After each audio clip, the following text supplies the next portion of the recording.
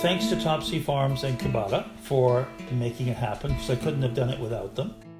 I have a dog who would have been entirely too helpful in the garden, and I have a foot that's not working too well right now and is healing. So having them come and do that just took away all the heavy work. And now I get to learn how to garden and commune with nature and go back to some roots. My family farmed in the south of England from 1650 to 1850, and I've stood on the land that they farmed.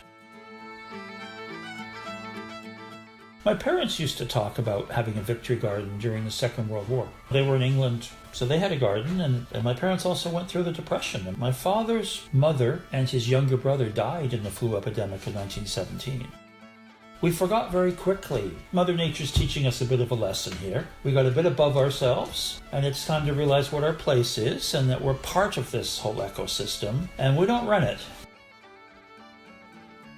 Well, I think it's all part of this, what's going on in the world, and realizing our supply chains are too long around the world. And I mean, when I was young, I could remember you couldn't get like oranges in the winter and so on.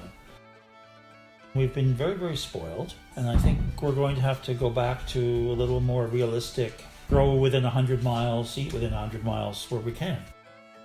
Topsy's initiative is a wonderful one, so I thought it would be good for me to do that. Now I'm retired and isolated at home, and I'm going to be isolated a lot because I have those comorbidities that they warn you about. I have diabetes and high blood pressure and heart disease. So I'll be isolating for quite a long time, I think.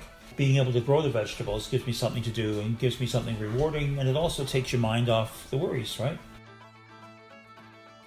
The other thing about growing your own food is that you know that there's no additives in it, and you know that it's as healthy as it can be, and it does encourage you to do some cooking. I mean, now that I'm retired and here and isolating, that's the other thing we're learning how to do, is go back to cooking instead of buying prepared packaged foods that end up putting weight on you and giving you salt intolerance and all kinds of things. It's just much healthier.